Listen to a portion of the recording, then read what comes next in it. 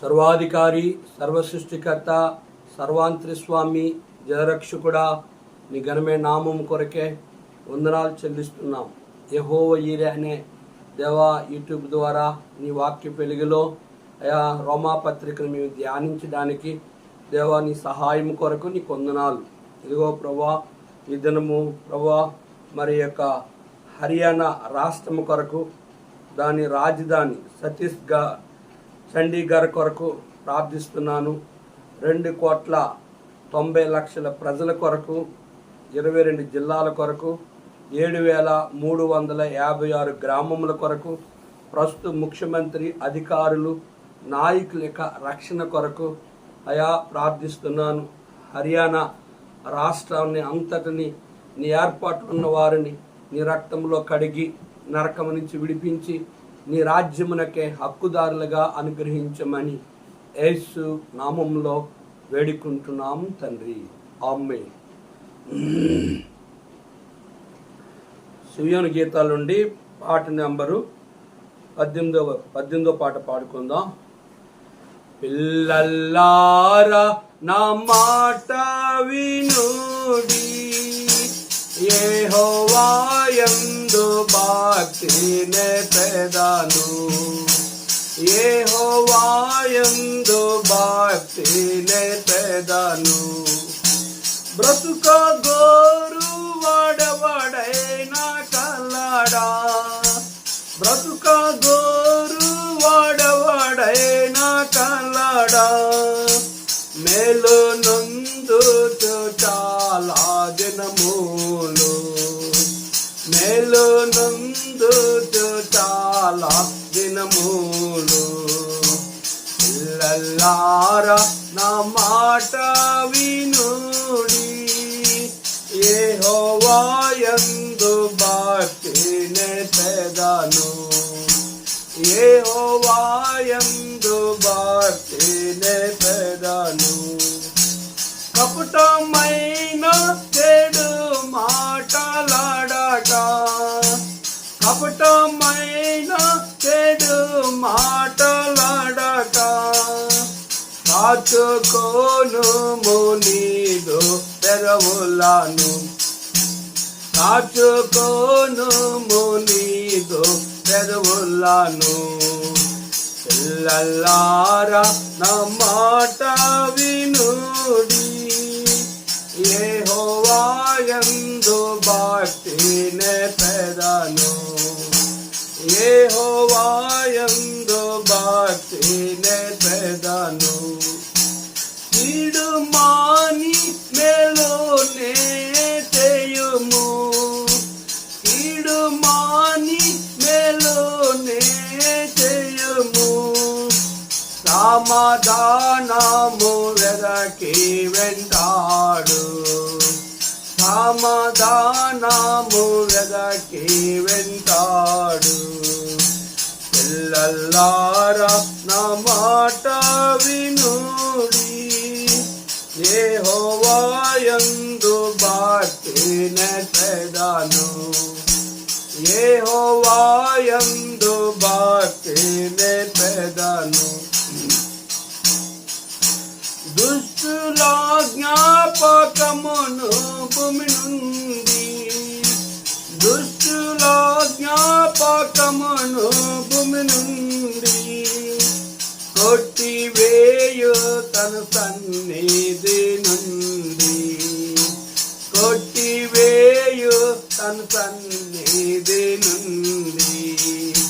పిల్లల్లారా నా మాట వినుడి, యెహోవా యందు భక్తినే పెదాను, యెహోవా యందు భక్తినే పెదాను. నీతిమంతులు మోరా పెట్టగా, నీతిమంతులు మోరా పెట్టగా, విని శ్రమల నుండి తాపించును, విని శ్రమల నుండి తాపించును. పిల్లలారా నా మాట వినుడి, యెహోవా యందు భక్తి నెట్టెదను, యెహోవా యందు భక్తి నెట్టెదను.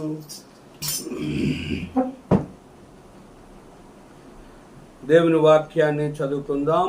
రోమాపత్రిక 7వ అధ్యాయము 7వ వచనం నుంచి. కాబట్టి ఏమందుము, ధర్మశాస్త్రము పాపమాయన అట్లనరాదు, ధర్మశాస్త్రం వలనే గాని పాపమనగా ఎట్టుదో నాకు తెలియకపోయాను. ఆశింపవద్దని ధర్మశాస్త్రము చెప్పని ఎడల దురాశ అనేది ఎట్టుదో నాకు తెలియకపోయాను.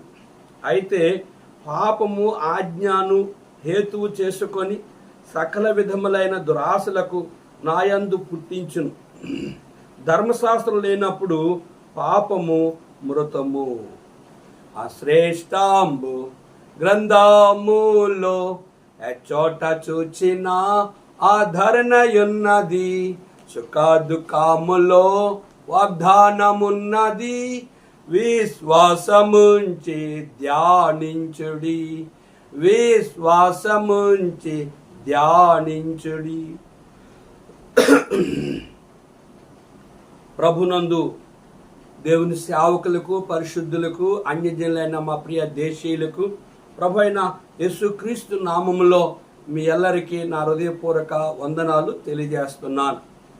ఈ రోమాపత్రిక ధ్యానాలని మనము ఆలోచన చేసినట్లుగా అయితే ధర్మశాస్త్రము పాపము అనేది ఈ రెండు ఆయన రక్తమును మన అనేక విషయాలు ఈ రోమాపత్రికలో మనకు కనబడతాయి. యూదులు ఈ ధర్మశాస్త్రాన్ని గ్రంథముగా మనకి రోమాపత్రిక కనిపిస్తుంది. ఈయన ఆజ్ఞలు, ఆయన కట్టడలు, ఆయన విధులు చదవడానికి అంతగా ఆ ఇంట్రెస్ట్ కలిగలేని పరిస్థితులు కనిపిస్తాయి. వినడానికి కూడా కొంచెం ఇబ్బందికరంగా ఉంటుంది. అయినప్పుడు కూడా దేవుని వాక్యాన్ని అపోస్తుడైన పౌలు బహు స్పష్టముగా దేవుని వాక్యాన్ని రోమా సంఘములో ఉన్న పాపములు, అవిధేయతలు, వ్యతిరేకతలు, దేవునికి విరోధముగా, ధర్మశాస్త్రానికి విరోధముగా, సంఘానికి విరోధముగా, సమాజానికి విరోధముగా, కనుక దైవ చిత్తానికి వ్యతిరేకముగా మానవుడు తన దేహముతో ఏ రీతిగా ఆత్మానుసారుడు ఏ రీతిగా జీవిస్తాడు, శరీరానుసారుడైన మనుషుడు ఎట్లా బ్రతుకుతాడనేది ఈ గ్రంథము మనకు స్పష్టతను తెలియజేస్తూ ఉంటారు. చూడ రోమపత్రిక 7వ అధ్యాయము 7వ వచనం. కాబట్టి ఏమందుము, ధర్మశాస్త్రము పాపమాయన అట్లనరాదు, ధర్మశాస్త్రం వలనే గాని పాపమనగా ఎట్టుదో నాకు తెలియకపోవును. ఆశింపవద్దని ధర్మశాస్త్రము చెప్పని ఎడల దురాశ అనేది ఎట్టుదో నాకు తెలియకపోయెను. ధర్మశాస్త్రము అనేది మరి పాపము కాదు. ధర్మశాస్త్రము ఆజ్ఞ. నరహత్య చేయొద్దు, వ్యభిచరింపవద్దు, దొంగిలింపవద్దు, నీ పొరుగువాంది ఏది ఆశించొద్దని ఆయన ఆజ్ఞలు గైకొనడానికి ధర్మశాస్త్రాన్ని దేవుడు ఇశ్రాయేలీయులకు అనుగ్రహించాడు. అదే ధర్మశాస్త్రాన్ని అనుసరించినప్పుడు పాపము విషయములో నీవు దూరముగా ఉంటావు. కనుక ధర్మశాస్త్రము పాపమైన అట్లా అనరాదు. ధర్మశాస్త్రం పాపము కాదు. ధర్మశాస్త్రము ఏం చేస్తుంటే పాపము నుంచి విడిపించేదే ధర్మశాస్త్రం. ధర్మశాస్త్రం వల్లనే కానీ పాపమనగా ఎట్టుదో నాకు తెలియకపోయాను. కనుక పాపమనగా ఏంటో ఎట్లా తెలిసిందంటే ధర్మశాస్త్ర ప్రకారంగా పాపం అంటే ఏంటో నాకు తెలియకపోయినా అంటున్నా. ఆశింపవద్దని ధర్మశాస్త్రం చెప్పని ఎడల దురాశ ఎట్టుదో నాకు ఆశింపవద్దని ధర్మశాస్త్రం చెప్పని ఎడల దురాశ ఎటువంటిదో నాకు తెలియదు అని ఇక్కడ భక్తుడి మాట రాస్తూ ఉన్నాడు. దురాశ అంటే తనది కానిది ఆశించడము దురాశ. కనుక ఇతరులది ఆశించడము దురాశ. ఇతరుల్ని మోసం చేసి ఆశించడం దురాశ. ఇతరులను నమ్మించి మోసం చేయడం దురాశ. ఇతరుల్ని కనుక నమ్మక ద్రోహము చేయడము దురాశ. దురాశ దుఃఖానికి చేటు అంటారు. కనుక ఈ దురాశ అనేది ఎవరిది అని మనం గమనించినట్లయితే అపవాదిది దురాశ. ఎట్లా దురాశ అపవాది ఆశించాడంటే దేవుని యొక్క సింహాసనాన్ని ఆయన ఆశించి తానే దైవముగా తానే దేవుడు అవ్వాలని అపవాది అనే సైతానుడు ప్రయత్నం చేసి కనుక తన వైపు ఒక బలగాన్ని ఏర్పాటు చేసుకొని తానే దేవుడుగా ఆరాధించుకోవాలని ప్రయత్నించాడు. ఈ దురాశ మాట, చూపు, తలంపు, ఆలోచన, నడక, పడక, ప్రవర్తన, అరికాలు నడినెత్తు వరకు కూడా మానవ జీవితంలో పాపం అనేది కోకొల్లలుగా ఉన్నది. ఈ పాపము నుంచి విడుదల కావాలంటే చూడండి 8వ వచనం ఏం చెప్తుంది, అయితే పాపము ఆజ్ఞను హేతువు చేసుకొని సకల విధములైన దురాశలు నాయందు పుట్టించును. ధర్మశాస్త్రం లేనప్పుడు పాపము మృతము. ధర్మశాస్త్రం లేనప్పుడు పాపము మృతము, చనిపోయింది. కనుక ధర్మశాస్త్రము దేవుని యొక్క అయితే పాపము ఆజ్ఞని హేతువు చేసుకొని నాయందు దురాశలు పుట్టిస్తుంది అని ఇక్కడ లేఖనంలో మనం గమనిస్తున్నాం. దురాశలు నాయందు పుట్టించును. దురాశలు ఎవరివి అంటే సైతానుడు విరోధం మనం చూసినట్లయితే కనుక పరలోకములో దేవుని జయించలేకపోయాను, భూమి మీద ఉన్న తన ప్రజలైన ఆదామవ్వలైన మోసం చేసి ఈ యావత్తు ప్రపంచాన్ని నా చేతిలో పెట్టుకుందనని సైతానుడు ప్రయత్నం చేసి ఆదాము దగ్గరికి రాలేదు, కానీ అవ్వ దగ్గరికి వచ్చి ఒక దురాశ చూపించాడు. మీరు ఆ పండు తింటే మీ కళ్ళు తెరవబడతాయి, మీరు మంచి చెట్లు ఎరుగులు అవుతారు, మీరు దేవదూతలు అవుతారని చెప్పి ఆ పండు ఆమె తిన్నప్పుడు ఏమి జరగలేదు. ఆదాము తిన్నప్పుడు వారు కళ్ళు తెరవబడ్డాయి, వారు దిగంబరుని ఎరిగారు, వారు సిగ్గుపడ్డారు, వారు భయపడ్డారు, వారు దాగున్నారు చెట్టు చాటున. కనుక దేవుడు వచ్చి పిలిచినప్పుడు ఒకరి తప్పులు ఒకరు యథార్థంగా ఒప్పుకోకుండా కనుక వారు ఆదామేమో అవ్వ మీద పెట్టాడు, అవ్వేమో ఆ సర్పమైన అపవాది మీద పెడుతూ వచ్చింది. కనుక దేని బట్టి దేవదూతలు అయిపోవాలని, దేవుని కంటే గొప్పవారైపోవాలని కూడా అపవాది అబద్ధము చెప్పించి వాళ్ళని మోసం చేసి వాళ్ళని దురాశ చూపించి వాళ్ళని సృష్టికర్తన దేవునికి ఆదామవ్వల్ని దూరం చేసింది కాక ఏదోని తోట నుంచి బయటికి గెంటి వేసినట్లుగా సాతానుడు మోసం చేశాడు. అలాగే మనం స్నేహితులు నమ్ముతాం, బంధువులు నమ్ముతాము, అన్యజనులు నమ్ముతాము, కొన్నిసార్లు సేవకులు నమ్ముతాం, కొన్నిసార్లు విశ్వాసాలు నమ్ముతాము. నమ్మించే మెత్తగా ఉండే కొంతమంది మరణించి దురాశ కలిగి ఎవరిని ఏ రీతిగా మోసం చేయాలో, ఎవరిని ఏ రీతిగా వారుకున్న దురాశను మన ఎడల అన్యాయము, పాపము, మోసము, దుర్మార్గము తనము చెయ్యాలని ఆశిస్తారో అటు వారు సులువుగా సాతాను ఈ దురాశ ఎవరిదంటే అపవాదిది. అపవాది యొక్క దురాశలు అనేక మంది శరీరానుసారమైన క్రైస్తవులు, దేవుని చిత్తములో లేని క్రైస్తవులు, దేవుని చిత్తములో లేని సేవకులు అనేకులకి నష్టాన్ని కలుగు చేసేవారుగా ఆశించేవారుగా ఉంటారు. వారు కాని విశ్వాసులు, వారి విశ్వాసులు కాదు కానీ వారిని వారి దగ్గర రప్పించుకుంటారు. కనుక వారి సంఘము కాదు కానీ ఆ సంఘాల్లో ముక్కలు చేస్తారు. కనుక వారిది కాని దానిని ఆశించడమే దురాశ. ఇంకా మనం 9వ వచనం గమనించినట్లయితే ఒకప్పుడు నేను ధర్మశాస్త్రం లేకుండా జీవించుంటుంది కానీ ఆజ్ఞ వచ్చినప్పుడు పాపమునకు మరలా జీవము వచ్చును, నేనైతే చనిపోతిని. కానీ ఇక్కడ రాయబడిన లేఖన భాగంలో ఒకప్పుడు ధర్మశాస్త్రం లేకుండా జీవించుంటిని, ధర్మశాస్త్రం లేకుండా జీవించాను. ధర్మశాస్త్రం ఏం తెలియజేస్తుందంటే ఆజ్ఞ, దేవుని మాట వినాలి, దేవుని చిత్తాన్ని నెరవేర్చాలి, దేవునికి భయపడాలి, దేవుని యొక్క ఉద్దేశాన్ని నెరవేర్చాలనేది ధర్మశాస్త్రం యొక్క ఉద్దేశం. కనుక పాపం ఏం చేస్తుందంటే ఆ పాపము మనుషుల్ని దేవునికి దూరం చేసింది కాక మనుషుల్ని మరణానికి దగ్గరగా తీసుకెళ్తుంది, మరణాన్ని తీసుకెళ్ళింది కాక తీర్పు తీసుకెళ్తుంది, తీర్పు తీసుకెళ్ళింది కాక నరకాన్ని తీసుకెళ్తుంది. కనుక ఆజ్ఞ అతిక్రమమే పాపం, దేవుని మాట వినకపోవడమే పాపం. కనుక ఒకప్పుడు నేను ధర్మశాస్త్రం లేకుండా జీవించుంటుంది కానీ ఆజ్ఞ వచ్చినప్పుడు పాపమునకు మరలా జీవం వచ్చింది, పాపానికి మరలా జీవం వచ్చింది, నేనైతే చనిపోతిని అంటున్నాడు. కనుక పాపముల చేతను అపరాధముల చేతను చచ్చిన వారంగా మనం ఉండగలగాలి. ఈ దేహముతో పాపం విషయంలో చచ్చిపోయిన వారుగా ఉన్నట్లయితే ధర్మశాస్త్రాన్ని నువ్వు అనుసరించేవాడువై కనుక దేవుని యొక్క జీవం నీలో ఉంటుంది. పాపమునకు అలవాటు పడిన వారిలో దేవుని ఆత్మ ఉండదు. అప్పుడు జీవార్థమైన ఆజ్ఞ నాకు మరణార్థకరమైనట్టు కనబడును. చూసారా, ఎప్పుడైతే పాపానికి ఒక మనుషుడు బానిస ఉంటాడో ఆ మనుషుడు తన దేవుని ఆజ్ఞను ఎప్పుడు ధిక్కరిస్తాడో ఆ మనుషుడు నాకు మరణార్థమైనట్టు కనబడుతుంది. కనుక పాపమే మనుషునికి అవమానము, అపకీర్తి. కనుక పుండిపోయిన మర్చిపోదు అంటారు. పాపం అనేది ఆ వ్యక్తి జీవితానికి ఒక ముద్ర వలె, అది స్టాండర్డ్గా ఆ పాపమే తన నాశనానికి కారణముగా మనకు కనబడుతుంది. కనుక ఏలనగా ఆ పాపము ఆజ్ఞని హేతువు చేసుకొని నన్ను మోసపుచ్చి దాని చేత నన్ను చంపెను. చూసారా, పాపము ఏం చేస్తుందంటే ఆజ్ఞను హేతువు చేసుకొని, ఆజ్ఞను మీరి, ఆజ్ఞను ధిక్కరించి నన్ను మోసపుచ్చి నన్ను చంపెను. చూసారా, పాపం అనేది మానవుని ఎట్లా ఉంటుందంటే, పాము కాటేస్తే ఆ విషయం లోపలికి వెళ్ళి ఆ మనిషి కొద్ది క్షణాల్లో ఏ రీతిగా చనిపోతాడో ఆ రీతిగా పాపము మనుషునికి మరణాన్ని తీసుకొస్తుందని విన్నాం.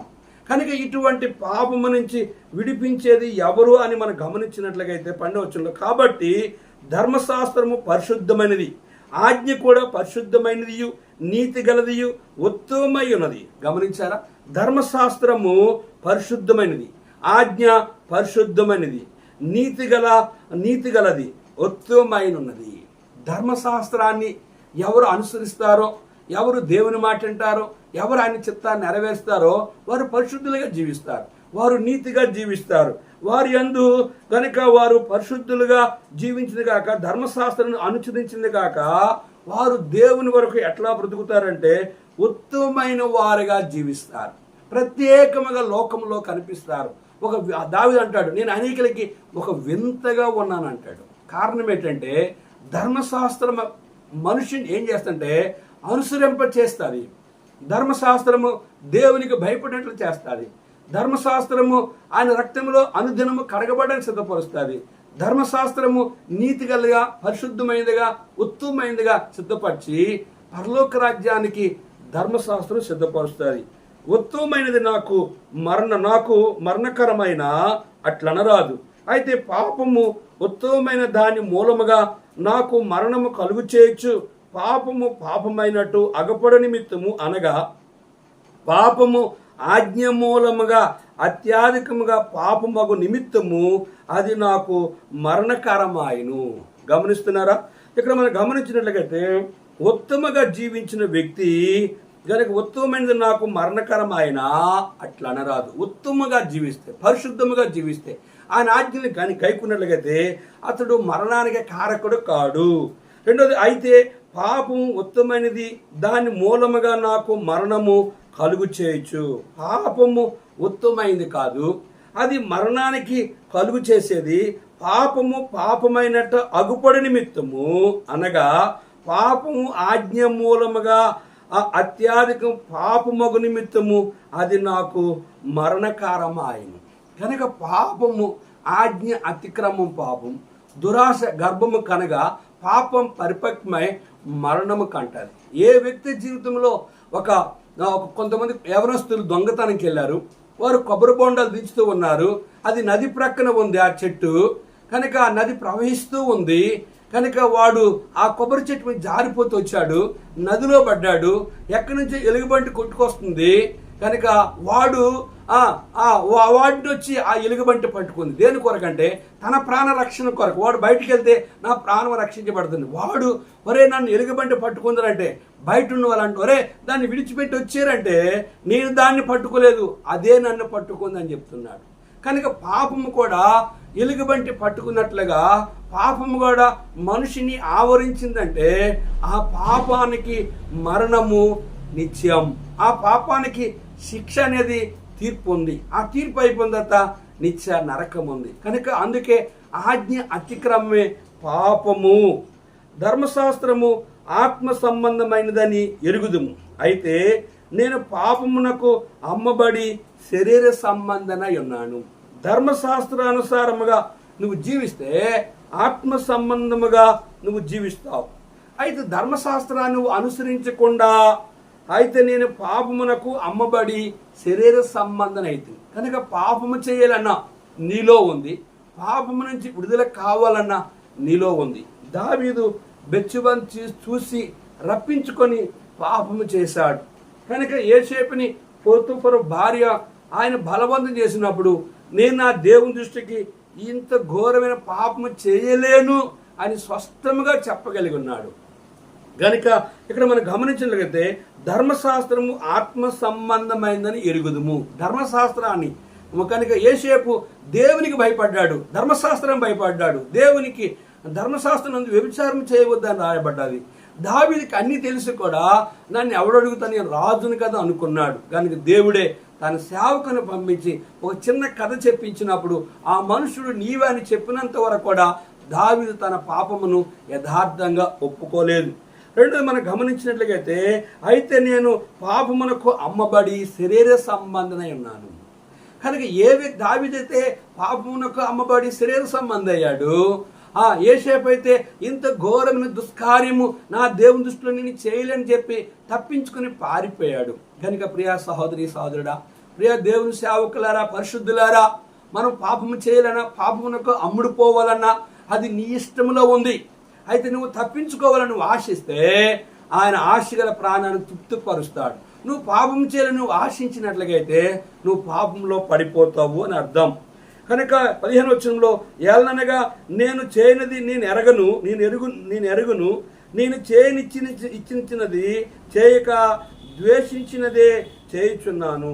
ఇక్కడ ఏమంటుండంటే ఏలనగా నేను చేయనిది నేను ఎరగను నేను నిశ్చయించినది చేయక ద్వేషించినదే చేయుచున్నాను. మానవుడు ఈ దేహంతో ఉన్నంత కాలము నేను దొంగతనం చేయను, అబద్ధలాడను, బూతులాడను, సిగరెట్లు కాల్చను, నేను చేయడానికి పాపము చేయను అని అనుకుంటాడు కానీ, లేదా నేను ఇంకే మోసం చేయను, అన్యాయం చేయను అనుకుంటాడు కానీ, ఈ శరీరము పాపము నీలో ఉన్నంత వరకు కూడా అది నీ మీద ఏలుబడి చేసి నువ్వు చేయను అనుకుంటావు కానీ నీ శరీరంలో ఉన్న పాపము నిన్ను చేయిస్తుందని ఇక్కడ పౌలు రోమా సంఘానికి స్పష్టంగా తెలియజేస్తూ చూడండి 16వ వచనం ఇంకేమన్నాడు, ఇచ్చింపనది నేను చేసిన ఎడల ధర్మశాస్త్రము శ్రేష్టమైనదన్నట్లు ఒప్పుకొనుచున్నాను.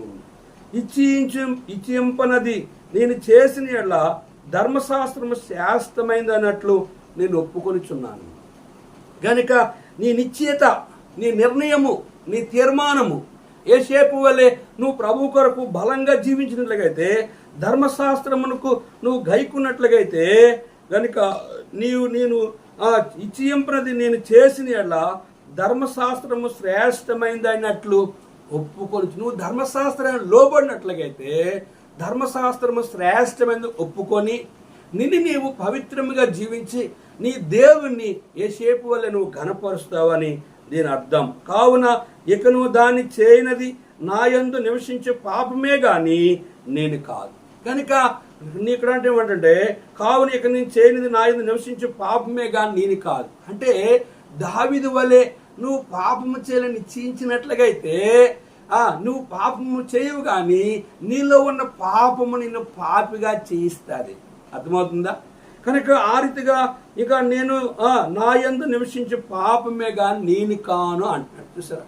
కనుక శరీర సంబంధమైన మనుష్యుడు పాపము చేసినట్లయితే తనలో ఆ పాపము ఆలోచన పాపము కోరుకున్నట్టుగైతే తన చేయలేడు కానీ తనలో ఉన్న పాపమే పాపము చేయిస్తుంది అని దీని యొక్క అర్థం. 18వ వచనంలో నా యందు అనగా నా శరీరమందు మంచిది ఏది నివసింపదని నేను ఎరుగుదును, మేలైనది చేయవలని కోరిక నాకు కలుగుచున్నదే కానీ దాన్ని చేయటం నాకు కలుగుటలేదు. చూసారు? ఇక్కడ ఏమంటుంట భక్తుడు, నా యందు అనగా నా శరీరమందు మంచిది ఏది నివసింపదని నేను ఎరుగుదును. కనుక భూమి మీద ఏ మానవుడు అపోస్తలుడైన పౌలు అంటాడు నాలో మంచిది కొంచెము లేదు అంటాడు. కనుక మానవ శరీరం అరికాలు నన్నెత్తు వరకు కూడా మనిషి యొక్క దేహంలో మంచి అనేది లేదు.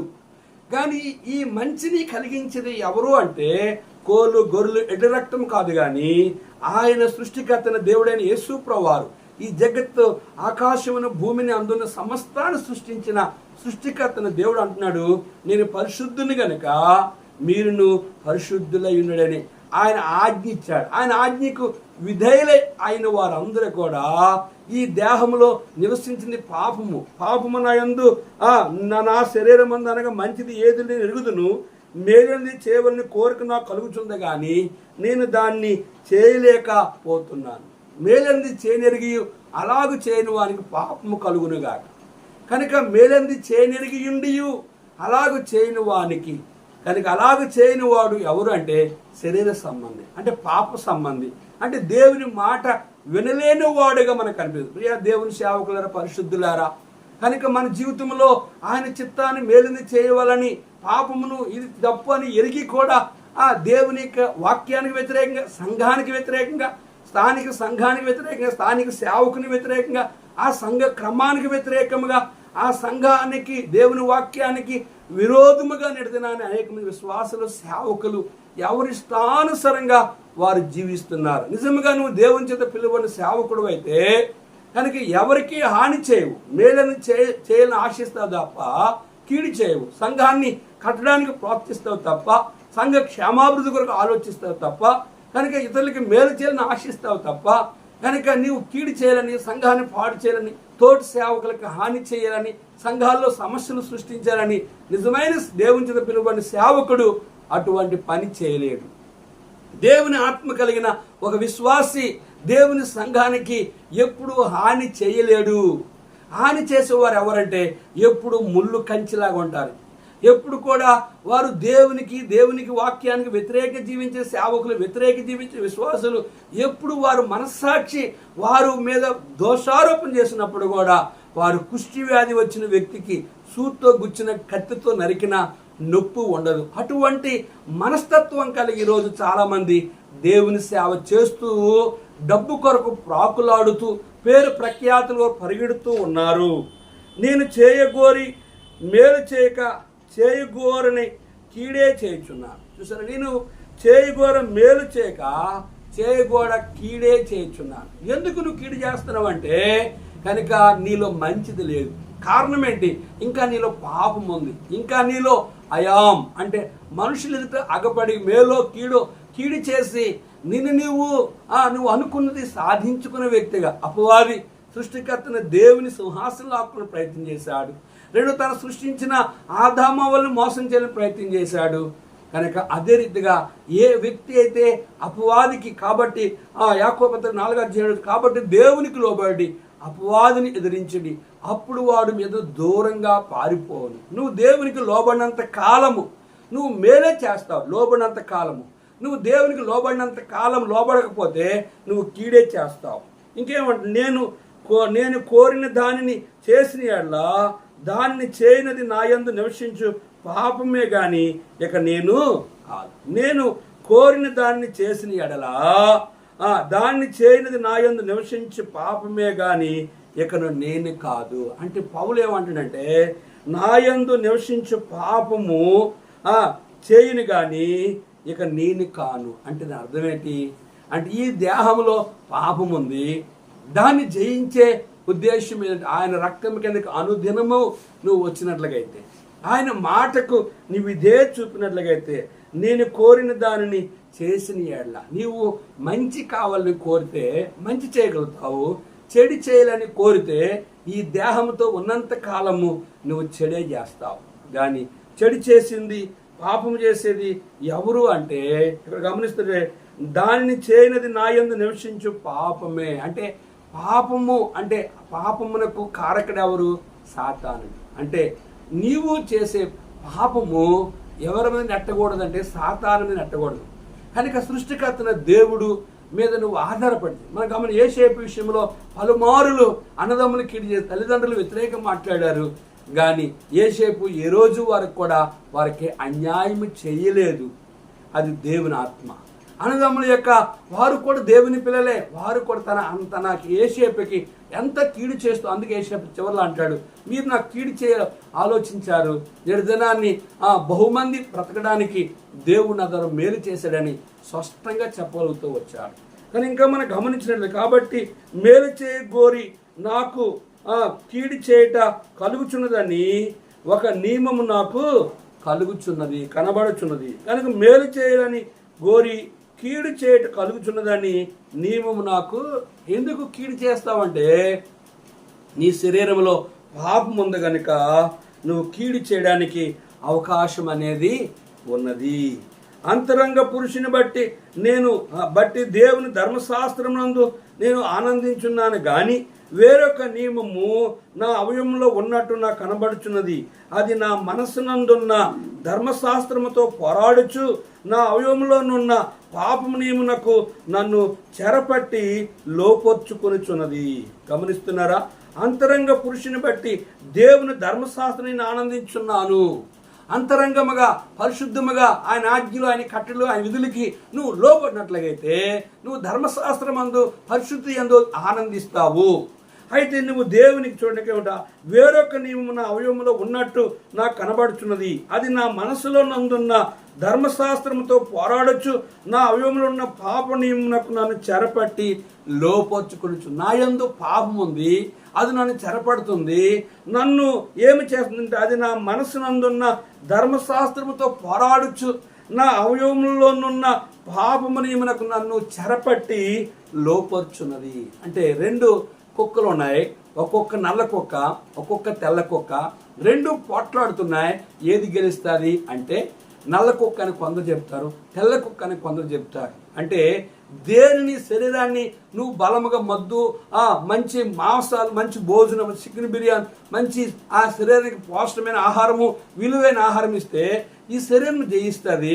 ఆత్మానుసారంగా విశ్వాసములో, ప్రార్థనలో, దేవుని వాక్యం చదువుట్లో, ధ్యానించట్లో, దేవుని వాక్యం అనుసరించట్లో, ఆత్మానుసారంగా నువ్వు దేవుని కొరకు బహుబలముగా జీవించి ఆయన స్వరం విని, ఆయన దర్శనాన్ని చూసి, ఆయనకు ముఖ దర్శనంతో ఆయన స్వరాన్ని వెలిగినట్లుగా అయితే ఈ శరీరాన్ని జయిస్తావు. అందుకని అంటున్నాడు, ఏమంటున్నాడంటే అంతరంగ పురుషుని బట్టి నేను దేవుని ధర్మశాస్త్రం నేను ఆనందించున్నాను. అంతరంగ పురుషుడైన యేసు ప్రభువారు నీలో ఉంటే పాప నియమునకు లోబడవు కనుక నీవు నీ అవయవంలో ఉన్న పాపముతో నువ్వు పోరాడి ధర్మశాస్త్రం అనుసరించేవాడు ఉంటావు. నువ్వు ధర్మశాస్త్రం అనుసరించకపోతే పాపము నీలో ఉంది గనక, నువ్వు ధర్మశాస్త్రం లోబడలేని వాడు గనక నీ శరీర అవయవాలు నిన్ను పాపమునకు బానిస చేసి సృష్టికర్తను దేవునికి విరోధముగా చేయరాని కార్యము, చేయరాని పాపము చేసి నీవు సృష్టికర్తను దేవునికి విరోధముగా జీవించుతావు. కనుక నీ మనస్సాక్షి నీ మీద దోషారోపణ చేయగలిగేదిగా ఉంటుంది. కనుక నీ జీవితంలో ఒక విశ్వాసగా, ఒక సేవకుడిగా కనుక నీకు తీర్పు ఎవరంటే నీ మనస్సాక్షి. ఒక సేవకుడు కానీ, ఒక విశ్వాస కానీ, ఒక సంఘాన్ని కానీ, తోటి విశ్వాస కానీ, తోటి సేవకుడు కానీ, అన్యులు కానీ నువ్వు కీడు చేసి, మోసం చేసి, అన్యాయం చేసి వారి గురించి చెడుగా నువ్వు జీవిస్తున్నావు, అన్యాయం చేస్తున్నావు అంటే నీలో పాపం ఉంది. నువ్వు మేలుని చేయనరిగి ఉంటున్నావు అంటే నీలో దేవుని ధర్మశాస్త్రాన్ని నువ్వు అనుసరిస్తున్నావు. కనుక నువ్వు ధర్మశాస్త్రం అనుసరించేవాడు ఉన్నావా? పాప నియమునకు లోబడి సాతాన్ని సంతోషపెట్టి పాపం వల్ల వచ్చే జీతం మరణము, మరణ అనంతరం నిత్య నరకం. కనుక నరకము కలిగే భక్తి చేస్తున్నావా ప్రియ క్రైస్తవుడా, ప్రియ విశ్వాసి, ప్రియ దేవునికి విరోధంగా జీవించిన వాళ్ళారా? నీ మనస్సాక్షిని మీద దోషారోపణ చేయగలిగేదిగా ఉంటుంది. విశ్వాసగా, సేవకుడిగా, అన్యుడిగా, నామకార్థ క్రైస్తవుడిగా విశ్వాసం చెప్పుకొని పాపములు చేస్తూ, సేవకుడని చెప్తూ, మోసం చేస్తూ నీకు తీర్పు ఎవరంటే భూమి మీద ఉన్నప్పుడు నీ మనస్సాక్షే నీ మీద దోషారు. అపోస్తున్న పౌలు అంటాడు, అపోస్తుల 23 అంటాడు, నేను ఎల్లప్పుడూ మంచి మనస్సాక్షి గల వాడినై ఉన్నాను అంటాడు. కనుక నీ మనస్సాక్షి చెడు చెప్పిస్తుందా, మంచి తెలియజేస్తుందన్నది అది నీ మనస్సాక్షి నీకే తెలుసు. కనుక నీవు పరీక్షించుకుని ఆయనకు విరోధముగా బ్రతకకుండా నీ అవిధేయతలు ప్రవదలు ఒప్పుకొని విడిచిపెడితే ఆయనని క్షమించి ధర్మశాస్త్రం అనుసరించడం ద్వారా ఆనందిస్తావు. మేలైనది చేయి ఎరిగి ఈ శరీరము పాప నియమములను జయించేవాడుగా ఉంటావు. ప్రార్థన చేసుకుందాం. సర్వాధికారి కొన్ని మాటలు మా ప్రియులు అన్నారు, ఆ మాటలు వారి హృదయాల్లో భద్రపరచు. అర్థం చేసుకునే నీ జ్ఞానముతో వారిని ఇంకెవరైతే సేవకులుగా, విశ్వాసాలుగా, మనస్సాక్షి విరోధముగా పాపం అనే శరీరమైన అవయవాలతో నీకు విరోధంగా జీవిస్తున్నారో వారిని సరిచేయి. ఎవరైతే ధర్మశాస్త్రంలో ఆనందించి నీకు ఇష్టకరంగా ఆత్మానుసం జీవితం బలపరచు. ఎవరైతే ఇంకా క్రైస్తవులని, సేవకులని, అన్యులని మనస్సాక్షి విరోధంగా పాపం చేస్తున్నారో వారిని దర్శించు, క్షమించి వారిలో ఒప్పుకోలు కలుగు చేయమని యేసు నామములో వేడుకుంటున్నాం తండ్రి, ఆమేన్. మన పరమ తండ్రి దేవుని ప్రేమ, కుమారుని యేసుక్రీస్తు వారి కృప, పరిశుద్ధాత్మిక అన్యోన్య సహవాసము తాను ప్రేమించు వారికి కూడిన మనకు తోడుండి ఆశీర్వదించునుగాక. ఆమేన్. పిల్లలారా నా మాట వినుడి, యెహోవాయందు భక్తి నేర్పెదను, యెహోవాయందు భక్తి నేర్పెదను. అందరికీ ప్రైజ్ ది లార్డ్.